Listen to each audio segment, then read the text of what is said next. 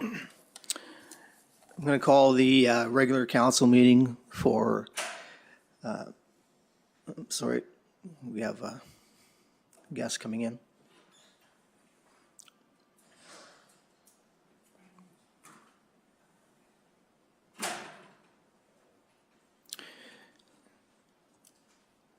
So I'm going to call to order the meeting for Thursday, this Thursday, April 18, 2024. I'm going to start with the acknowledgement of treaties of peace and friendship.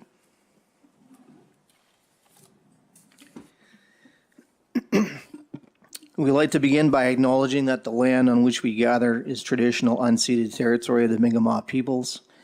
This territory is covered by the treaties of peace and friendship, which Wolastoqiyik, Mi'kmaq, and Passamaquoddy peoples first signed with the British Crown in 1726.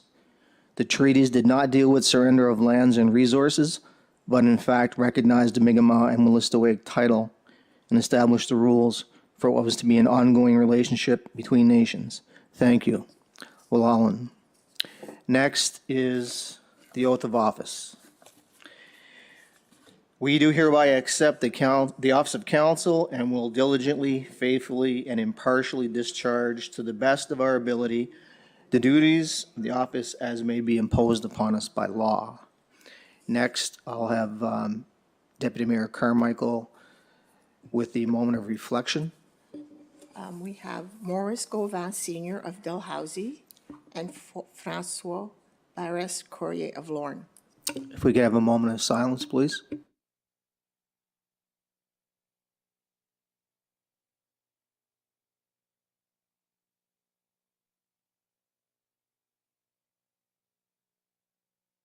Thank you.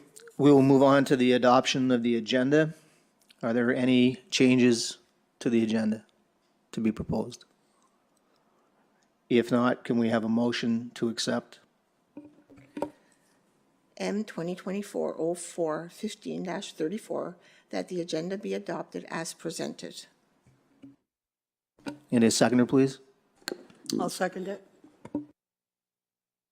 On the question, all those in favor say aye. All those opposed say nay. Motion passed. If anyone on council has a statement of a conflict of interest, please notify the clerk. Next, we have the adoption of minutes from the Committee of Whole Council meeting, 4th of March, and the regular council meeting, 18th of March. Can I get a mover for that motion?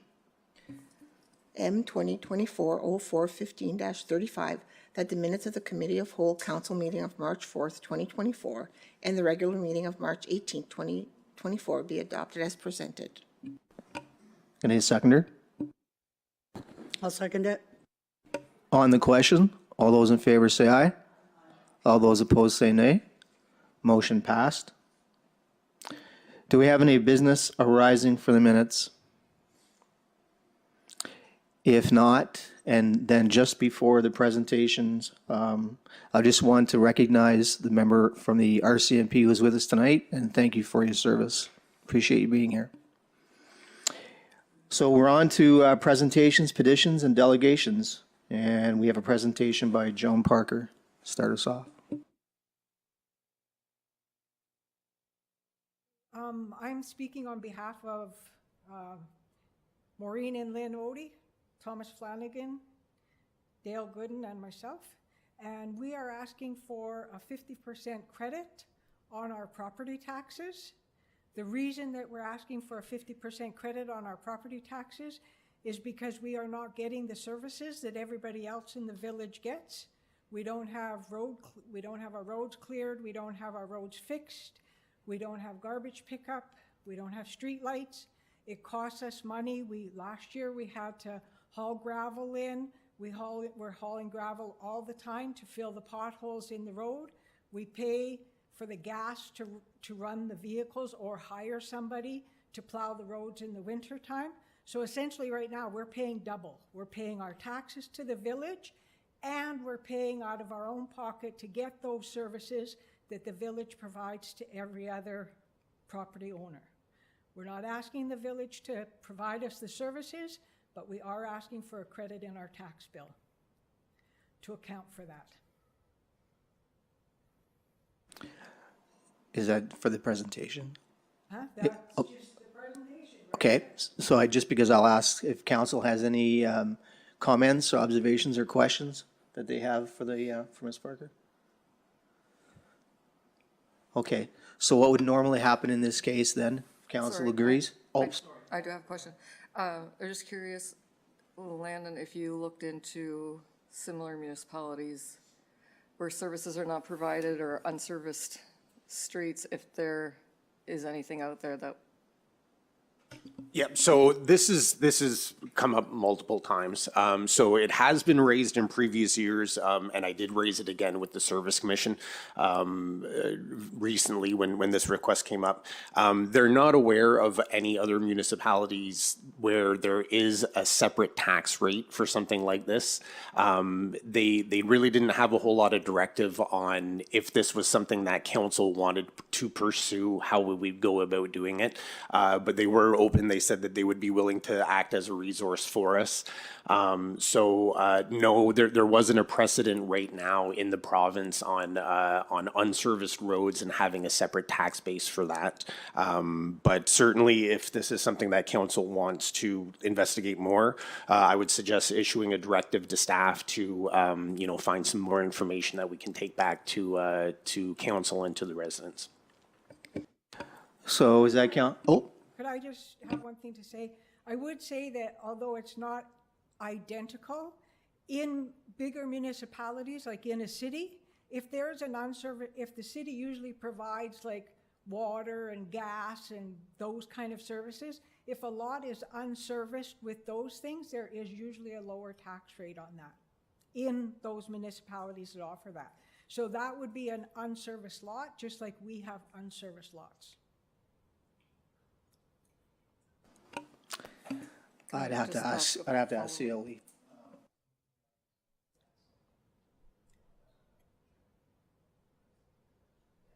It has to come through the presenter.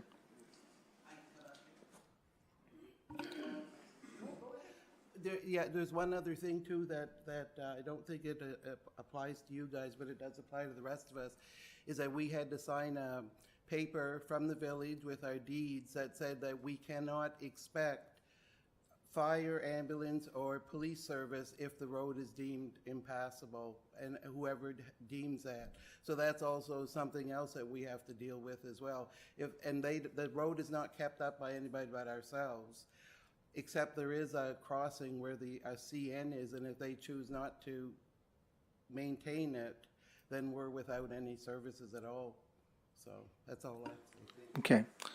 And I do believe that CN crossing is a public crossing. It is not a private crossing. So most other public crossings in the village are cleared of snow by the village when the village clears the snow.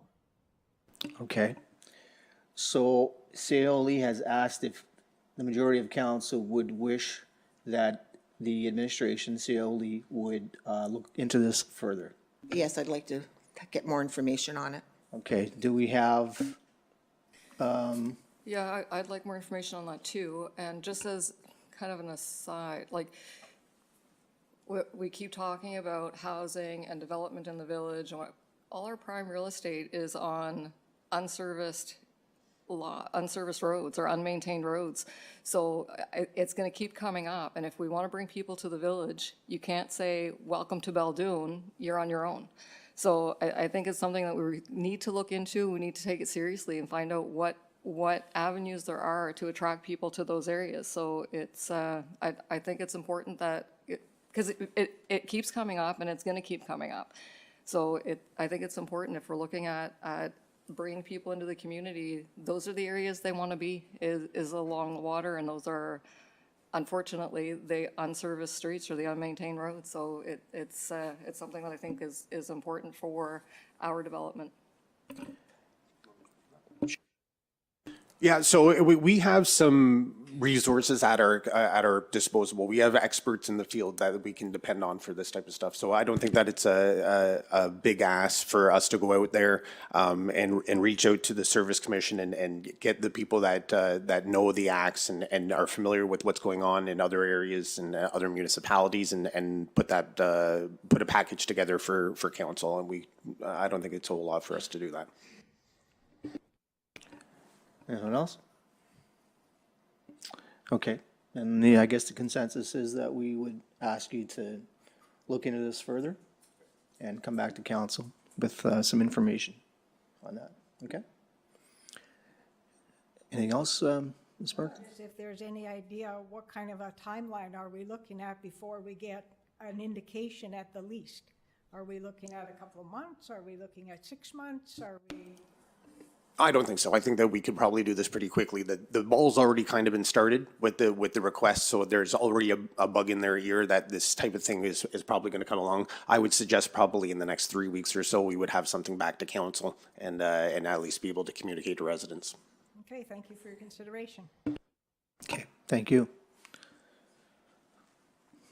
Next up, for a presentation, we have a presentation by Debbie Blake. Good evening, everyone. I'd like to thank Mayor and Council for seeing me this evening. It's rather exciting, actually, for me because I am originally from the village formerly known as Jacket River, but now Baldoon. And this is sort of my public launch of a book that I penned and have been published, and I really would like to make a presentation to the village and in the hope that it would go on to the library. And hopefully sometime we can do a signing there, have a reading with some of the youngsters in the community. Yeah, so basically it's just a cute little story that I wrote quite a long time ago, just to talk about really for my children, and it's on their life and growing up on their grandfather's farm. And as we know in our community, that's those farming community or farming families are actually not there as they were before. So anyway, I'm going to keep it short. I'd like to make this presentation to whoever would like to come forward and take it from me, or can we get a Maureen? Oh, okay. Is it okay if we have a picture? My friends insisted on getting a picture taken. Is that? Yeah, sure. That would be awesome. All council would like to come up.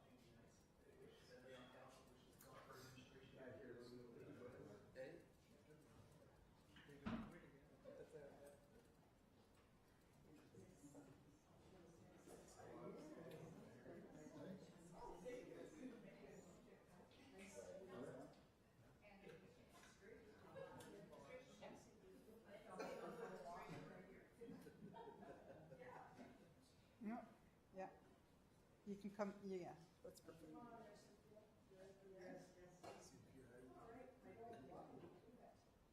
All right, 1, 2, 3. I'll take 2. 1, 2, 3. Yeah, I've become a publicist now.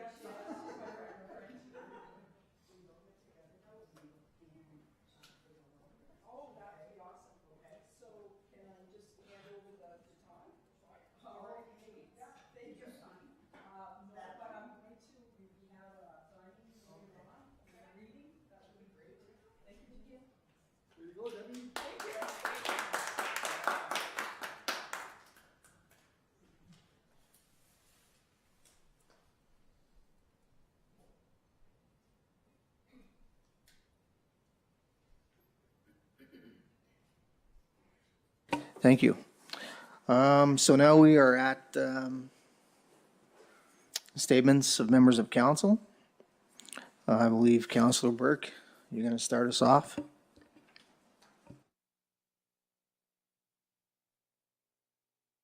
I had attended the UMNB conference on March 20th and 21, And I did send a written report to council so that they would be hopefully have some information and some ideas to what was involved at that conference. Not sure if council want me to read that here at the public. Is that an issue or? It's your presentation, Councilor Burke. It's up to you. There are some issues that I would certainly think that that the public should maybe hear, as seeing as they're the attendees, the opposition, was there, both Liberal and the Green Party, and also the Premier was there. So there are some things that were stated there that I believe would be of interest to the public, and if there are no objections, and you don't mind, I'll take the time to read it. It says, as I prepare this report, please keep in mind that the information is gathered when presenters are speaking. There may be a few lines of the presentation I did not capture. However, the meaning and contents is accurate. The UMNB Association is pleased to announce that 3 of the Cities Association of New Brunswick have now joined our association. The others have joined the Francophone Association. The cities of Moncton, St. John, and Edmonton were present at this conference as members. The association is engaging the government's political climate. They will ask that the government help the municipalities in funding homelessness and safeguard against infrastructure deterioration from climate change. The political climate for the 3 political leaders who will present today will be focused towards municipalities as we approach a provincial election. They will be focused on the following issues. 1, avoid long-term spending.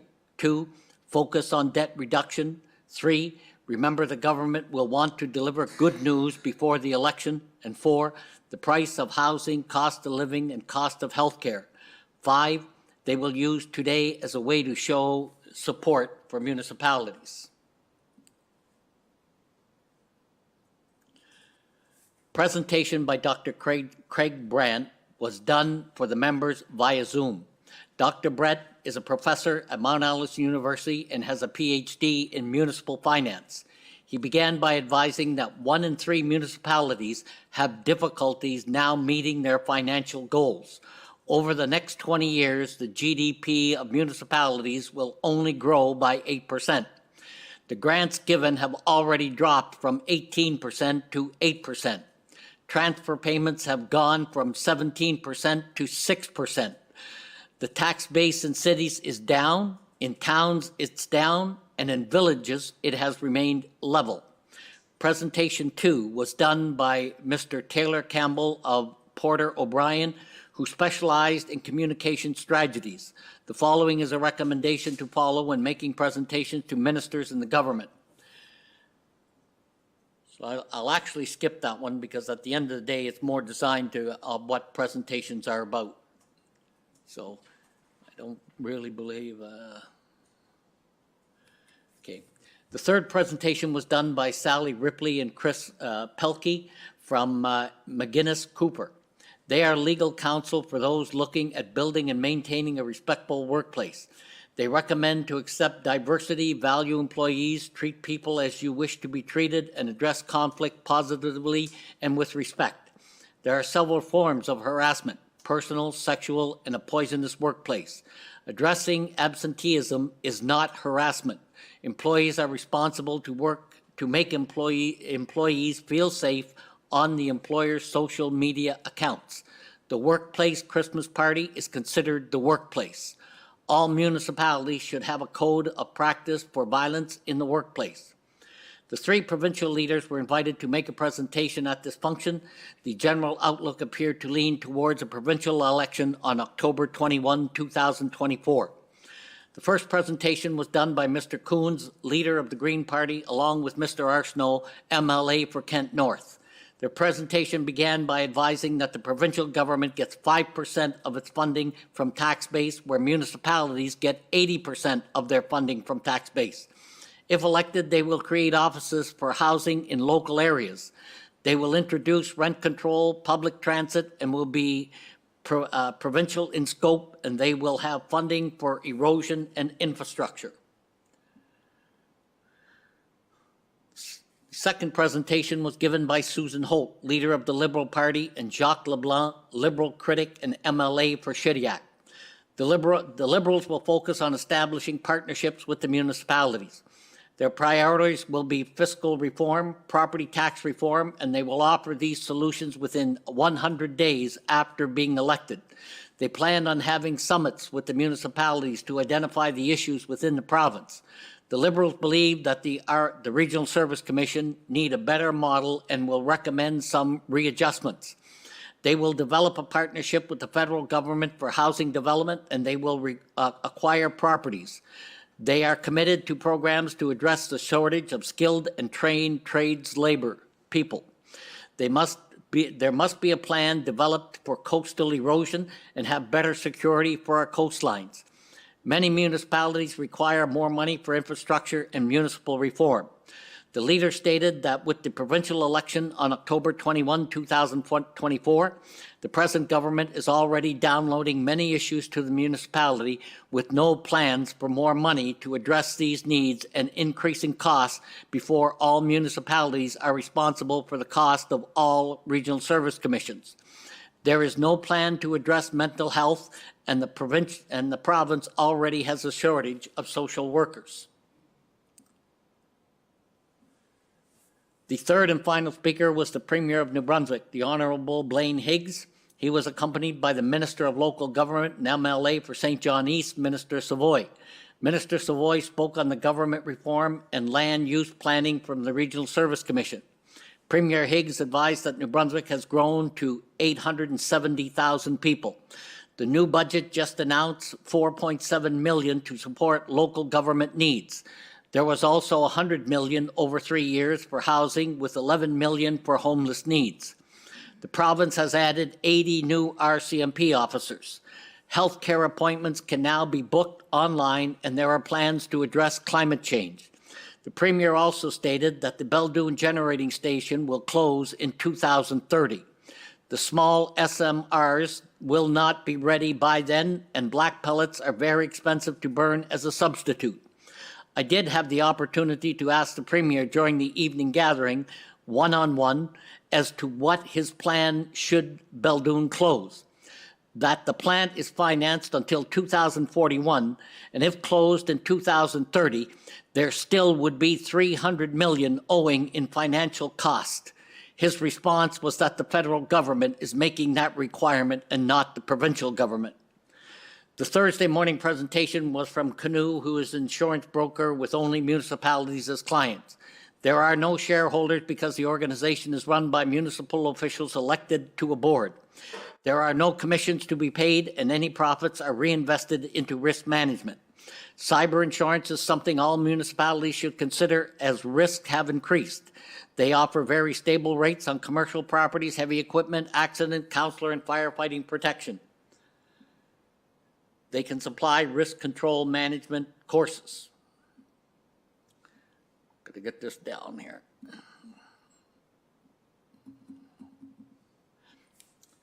The agenda closed with a summary of what UMNB consider the next steps: property tax reform, equalization reform, new revenue levers, dedicated funds for infrastructure. They will be sending out information to the municipalities on an election toolkit, additional workshops, continued research on fiscal dates, and negotiations on a new fiscal framework. It was also stated there should be council wish to have a presentation done by the UMNB in their town. The UMNB is open to setting up a date and time that would be convenient for all parties. In closing, I found this to be a very open and honest discussion on many of today's issues. If you have any questions on this report, please ask, and I will try to respond as best as I remember or my notes confirm. Sincerely, Ron Burke. Thank you, Council Member. Any comments or questions? Thank you for that. It's very, you always get a lot out of UMB present like these conferences, so thank you for that information. Anyone else? Just one thing I'd like to add to that, and I was at the same conference. And I know Councilmember Burke was in the same discussion that I was, while the premier seemed, rather adamant that the 2030 deadline was a hard one. There were some ministers and deputy ministers and opposition members who we talked to who actually were quite optimistic. So I wouldn't want to say their names so as to put them in any position, but and Councilor Burke was at that same discussion. It was interesting that they were a lot more optimistic about the options. So, with the election around the corner, it's always a little bit difficult to sort of make that distinction. But certainly they were of a mindset that there were some options that were serious options for Beldoon. And that seemed, that was nice to hear. So we'll have to wait and see how it plays out. But as I said a couple of months ago, I do think this council, we really need to be more proactive.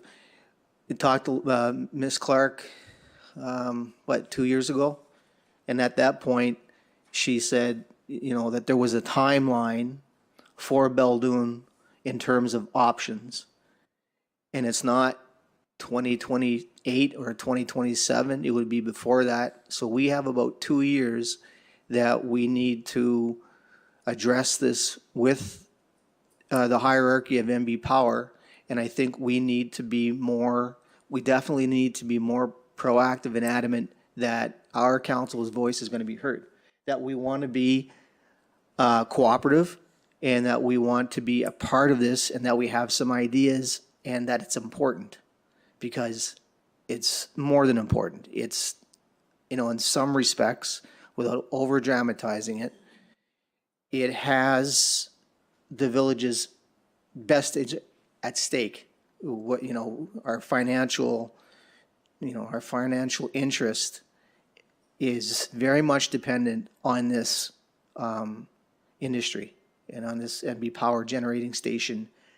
So we need to do it. We need to find a way to now approach them and say, we want to be heard, and we expect that to be at the table and to help you find a solution for us here, because we need it. So, If you don't mind, Your Worship, I'd just maybe kind of expand on that just a little bit. The Village of Beldoon is part of a council that deals with NB Power on a quarterly basis. So we have meetings with the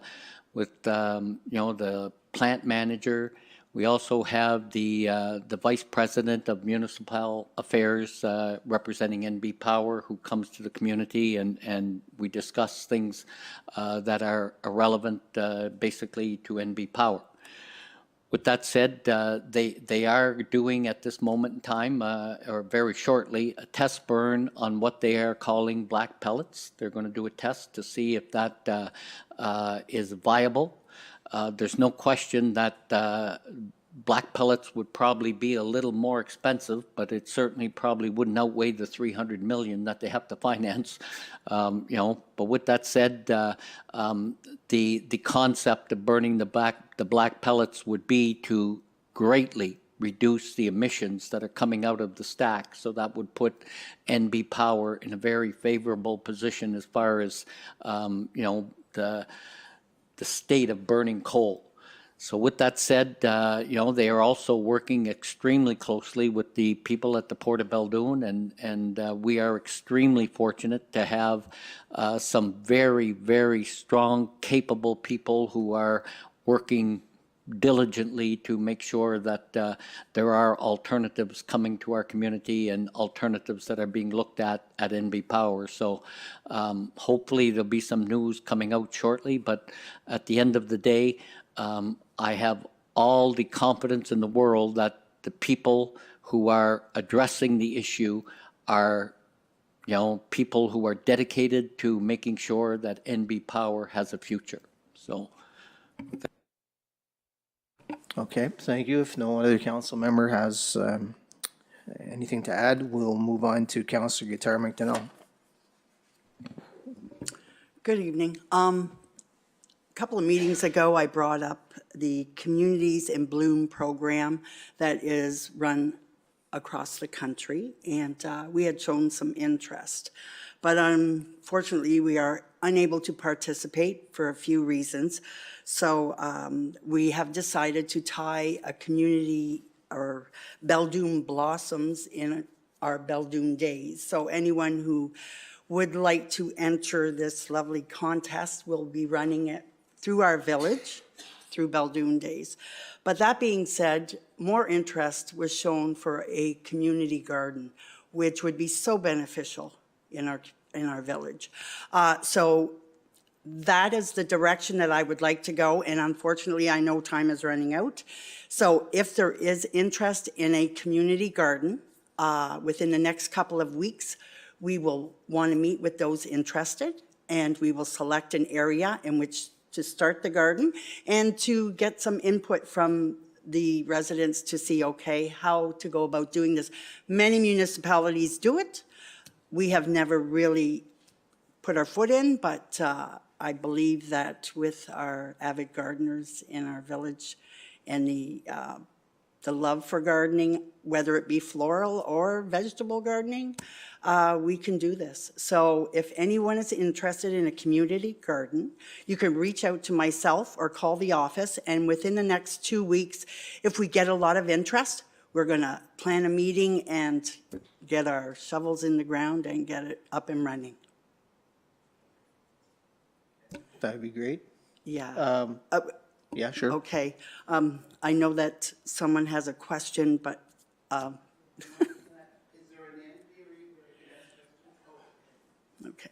So anyways, if anyone is interested in the community garden in our village, please reach out to myself or call the office, and within the next couple of weeks, we will have something planned or at least move forward on a plan.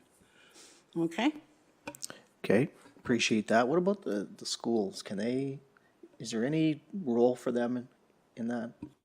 Absolutely. I'm looking for any input at all. If we can figure something out up at the school in this area, combine both, have 2 areas, the students, I'm sure, would benefit from that, obviously, yeah. There's a nice courtyard there in the school. I'm not sure that they used to grow things in there. It's a great spot, right? Because the wind doesn't normally get to it. The sun is warm there. I mean, it's not for a lot of the school year because it's normally September and June. But just to say, there might be some interest there. Yes, I feel it's very important also for children to learn on planting and how to grow their food. But there's a couple of locations that we're thinking of, and I was thinking next to the building here would be a good spot too, but wherever benefits the most people, I feel that's where we should go with, for sure. Anyone else? Just a general comment, if I may, Your Worship.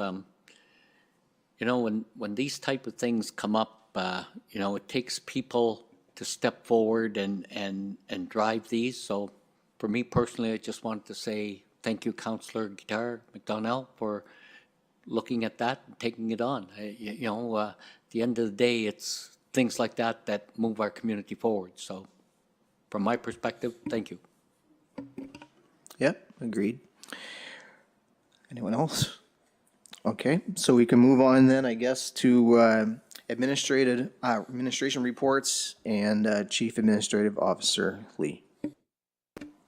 Thank you, Mr. Mayor. We have the Social Environmental Grant Report, motion 36. We had one request that came in from the Bathurst Area Milk Fund. All right, so we have a motion there. Can I get a mover for that motion?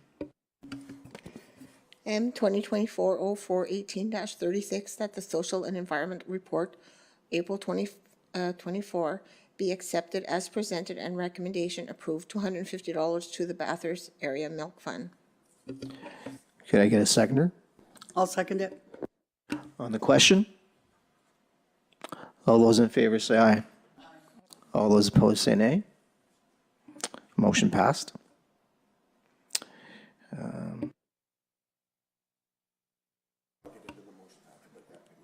Okay. Clerk Treasurer Angela Culligan.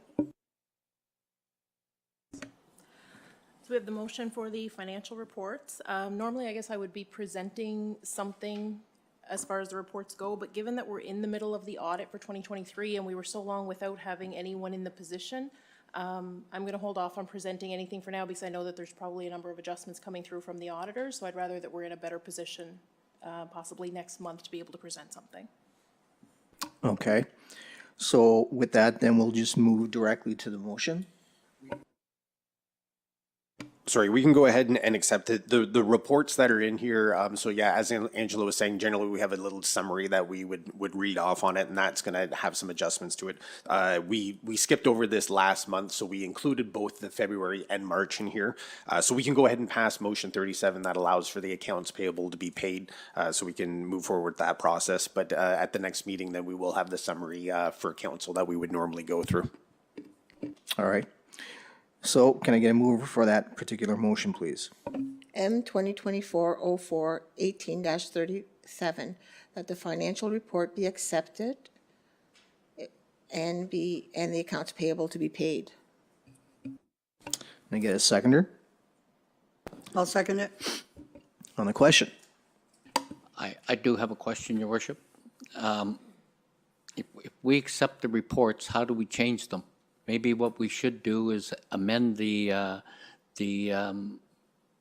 motion to say, that the accounts payable be paid and leave the accepting of the financial reports to next month.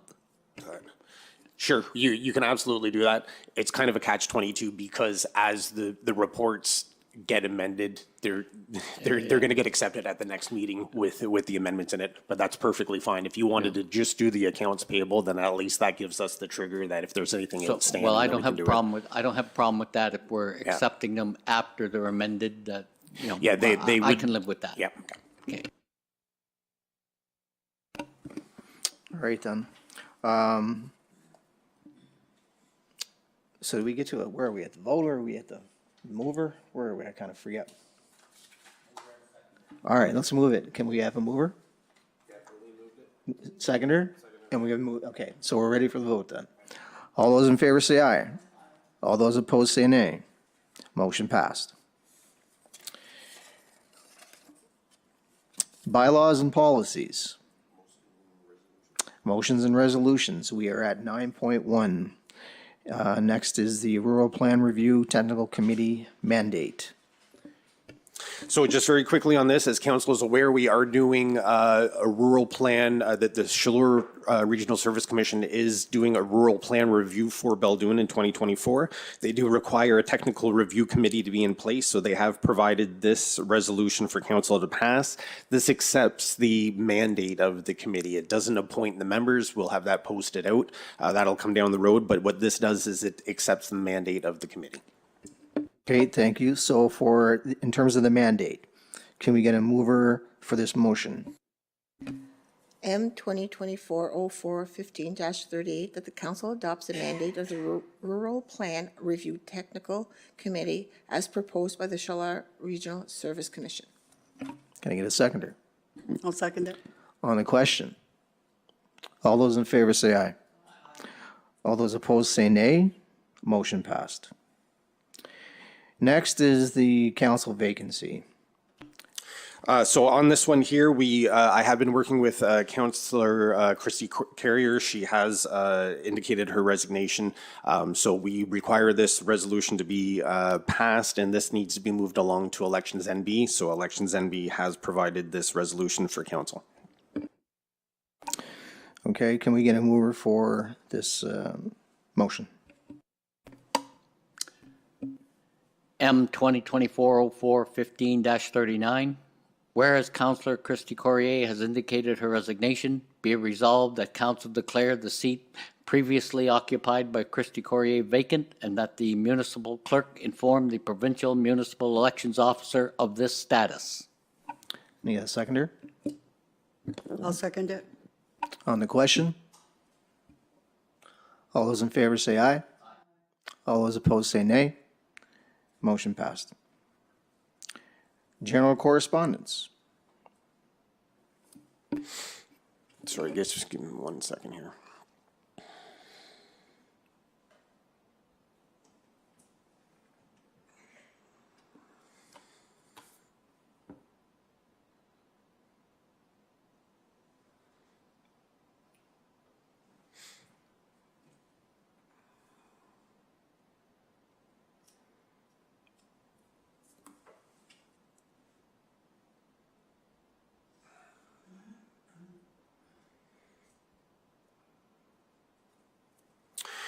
Sorry about that. Information in, we had the Universal Rail Track inspection report, and for correspondence out, we had the outstanding claims with lawyers for the 2023 financial audit. There's no motion that's required for that, Mr. Mayor.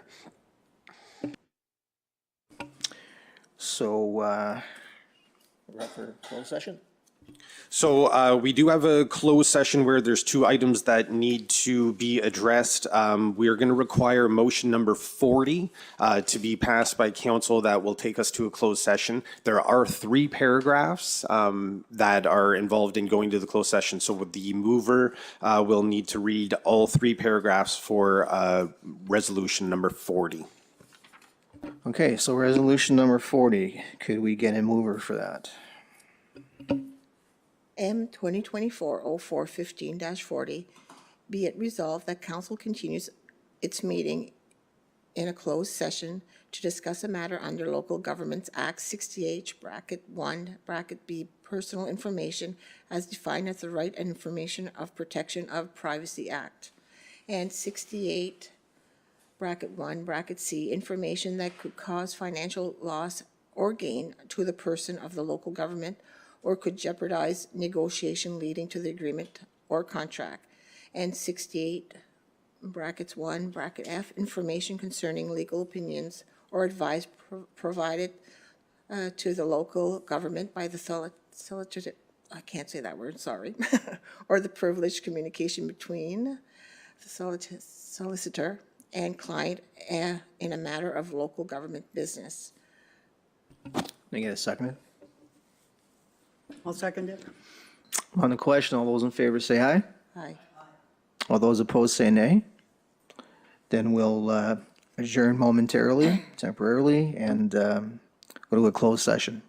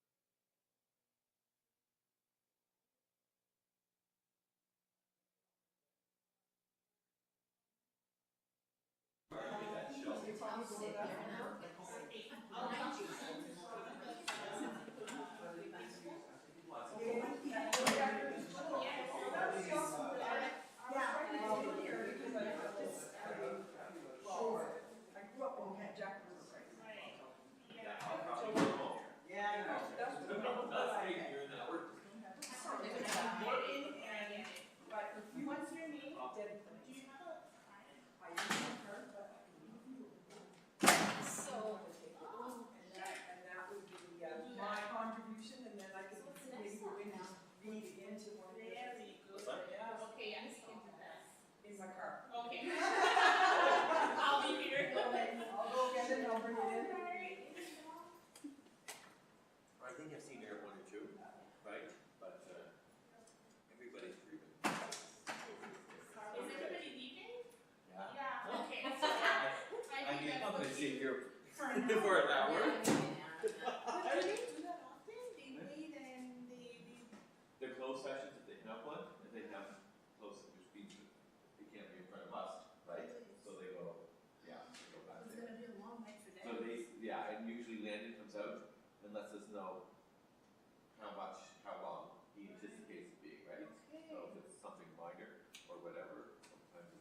But now that he said that it's two subjects and it's Okay, one okay. big one, so he said So it's they're gonna gonna be take a while. There may be a while. All right.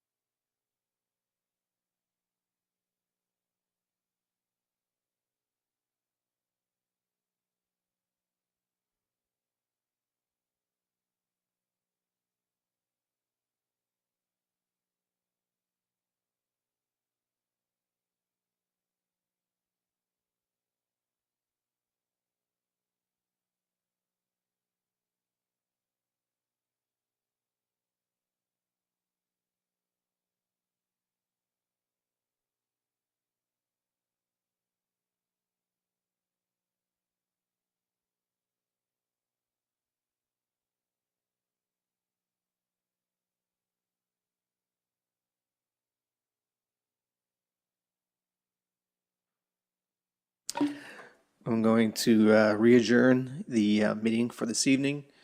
And we've got a motion. Start with 41, okay. Let me get on that.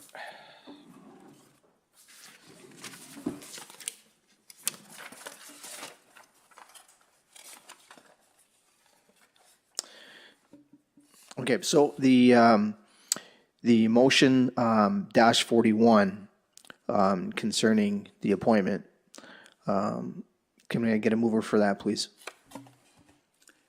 M 2024-04-15-41, that Andy Flanagan be appointed as Municipal Board Representative on the Beldoon Port Authority for a 3-year term effective May 1st, 2024. Can I get a seconder? I'll second it. On the question, all those in favor say aye. All those opposed say nay. Motion passed.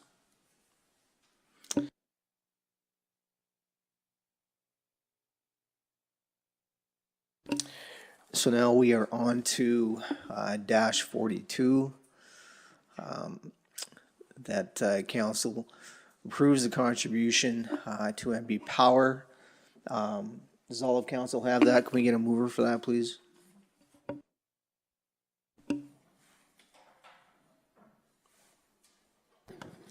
M 2024-04-15-42, that council approves the contribution to NB Power for up to $8,201.80, HST included, for the infrastructure, equipment, materials, and labor to provide power on Smear Road. Can I get a seconder? I'll second. On the question, all those in favor say aye. All those opposed say nay. Motion passed. And with that, we have the motion to adjourn.